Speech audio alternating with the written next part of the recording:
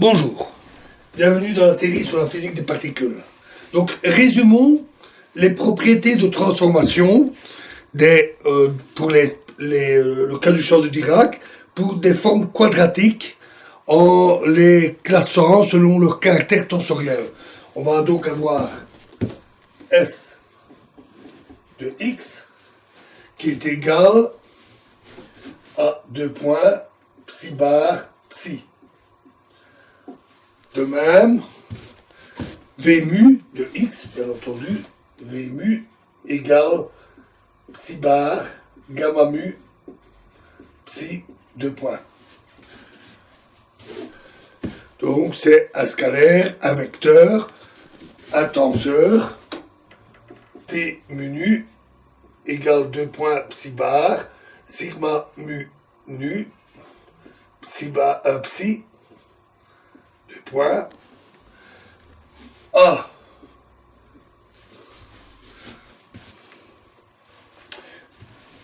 mu, qui n'est ici pas le potentiel vecteur. Nous en parlerons, donc nous distinguerons le potentiel vecteur par un indice EM pour électromagnétique.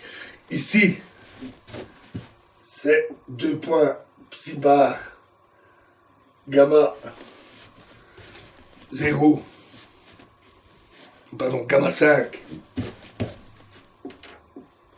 gamma mu,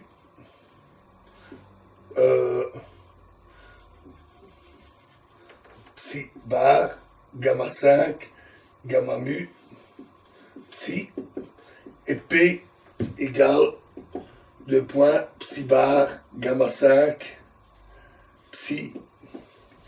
Alors, A mu et P sont appelés pseudo-vecteurs et pseudo-scalaires à cause de gamma 5 qui leur donne des propriétés de l'inversion sous la parité. Et on l'appelle aussi le champ vectoriel ici, on l'appelle aussi champ vectoriel axial. Ah oui, ici, il faut également un I devant. Alors le I, on n'est pas capital, mais il est important dans la forme quadratique parce qu'il permet à cette combinaison d'être hermétique. Les normes, nous allons donner un tableau qui exprime comment S, V, T, A et P se transforment sous les transformations P, la parité, C, la conjugaison de charge, T, le renversement du temps, et θ. Θ est la combinaison PCT, c'est-à-dire qu'on applique les trois transformations en même temps.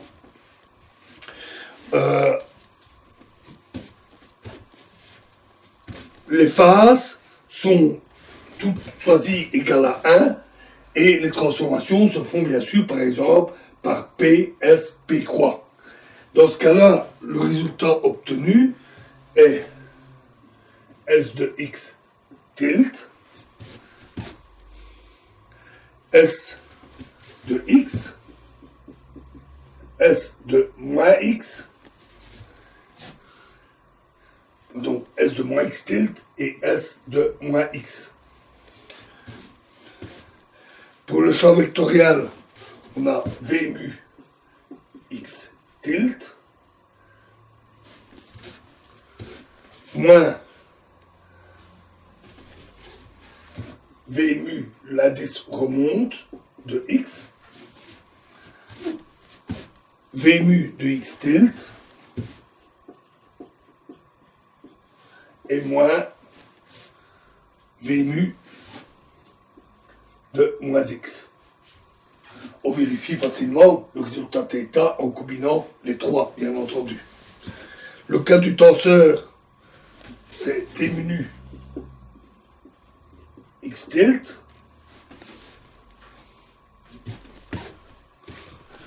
moins T mu nu, remonter les indices, x, moins T mu nu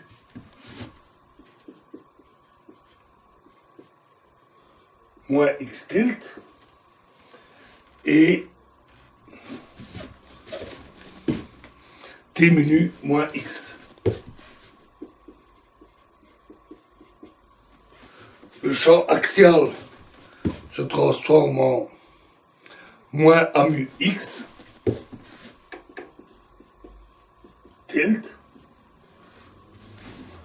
en a mu l'indice relevé x, a mu moins x tilt et moins a mu x. Enfin, le pseudo-scalaire se transforme en moins p x tilt en px moins p moins x tilt et moins p et p de moins x.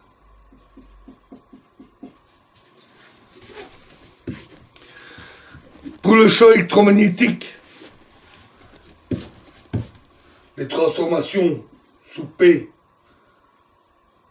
C et T et θ, le champ AMU électromagnétique EM de X devient A EM mu de X tilt. La conjugaison de charge donne moins A mu EM X. Le renversement du temps donne A EM mu de moins X tilt. Et θ donne moins A mu EM de moins X.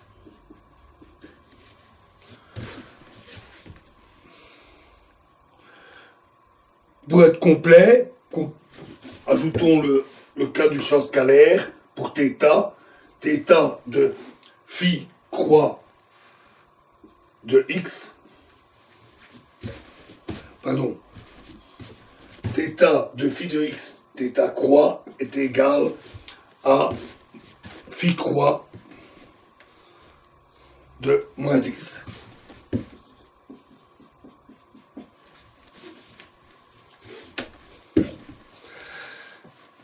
Ainsi, on vérifie facilement, par exemple, que la fonction vectorielle, psi bar gamma mu psi, fois le champ électromagnétique, qui donne une densité scalaire, se comporte effectivement comme un champ scalaire.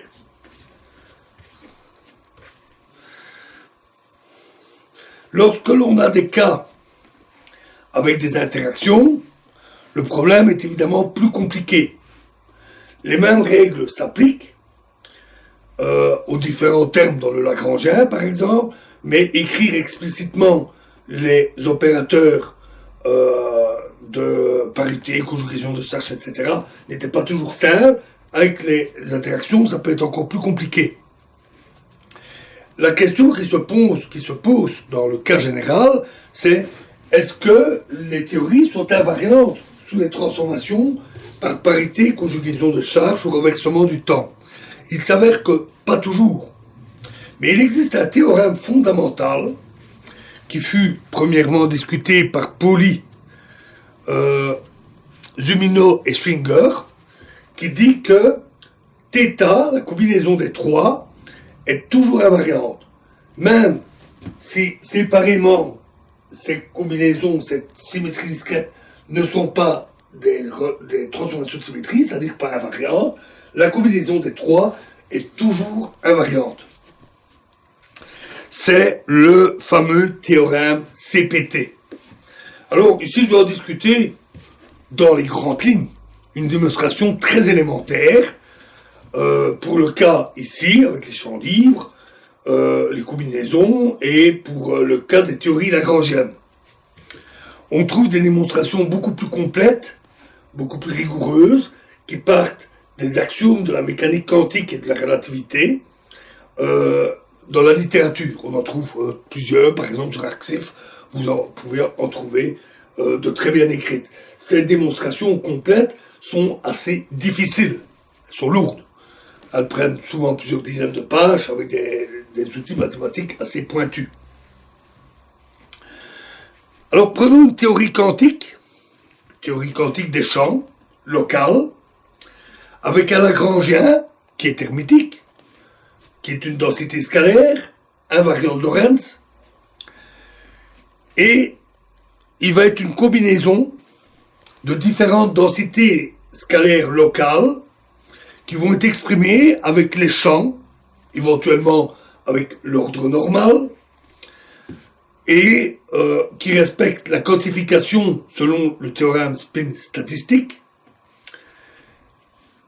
et certains champs pouvant être par exemple scalaires neutres ou scalaires complexes, ou les champs phi1, phi2 séparés, rappelez-vous pour le champ scalaire complexe, le théorème dit que même si P, C et T ne sont pas nécessairement invariants, θ l'est.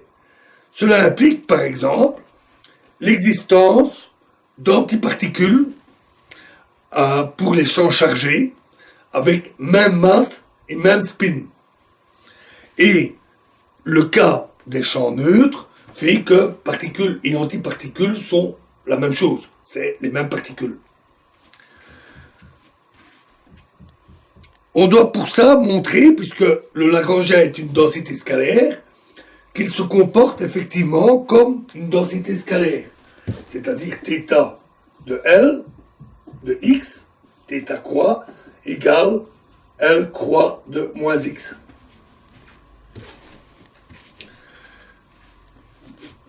Alors, si on considère toutes les combinaisons ici, et les champs électromagnétiques et les champs scalaires, de toutes les possibilités, on vérifie que toutes les combinaisons qui donnent une densité scalaire donnent bel et bien ce résultat. C'est un peu long à faire, évidemment, il faut évidemment considérer tous les cas possibles de combinaison, mais dans tous les cas, ça marche. Donc, au moins pour ce cas simple, le théorème CPT est correct. Notons qu'un des points cruciaux dans le théorème CPT, c'est la localité. On a dit qu'il était vérifié jusqu'à des distances infimes, mais il n'est pas certain que ça soit vrai à des distances encore plus courtes, donc des énergies encore plus grandes. Résumons ce que fait θ. θ change x en moins x. Il change les dérivés par des mu par moins des mu. Un champ vectoriel à mu, quel qu'il soit, prend un signe moins et il se comporte ainsi comme un gradient de champ scalaire. Toute forme quadratique de psi bar et psi prend un signe moins 1 exposant P, où P est le nombre d'indices de Lorentz des matrices de gamma, des matrices gamma ou de leurs dérivés dans les combinaisons. Et enfin, une constante est remplacée par son conjugué. On notera aussi que le vide est invariant sous ces transformations, et donc, puisque le Lagrangien est invariant, ou se comporte comme une densité scalaire, puisque la théorie est invariante, puisque le vide est invariant, alors la dynamique est également invariante sous la transformation CPT. Voilà pour les symétries discrètes. Comme je vous l'avais dit, ce résumé n'était pas très difficile. Dans la prochaine vidéo, nous allons attaquer des choses plus intéressantes que les champs libres. Les champs libres n'offrent pas beaucoup de possibilités. Nous allons aborder les interactions. D'abord, pas les interactions entre champs quantiques qui sont plus compliquées. Nous allons parler des interactions avec un champ externe, c'est-à-dire un champ quantique qui est en interaction avec un champ d'une autre nature externe, classique et imposé. En particulier, nous commencerons par le champ électromagnétique quantifié en interaction avec une source chargée classique. Je vous remercie.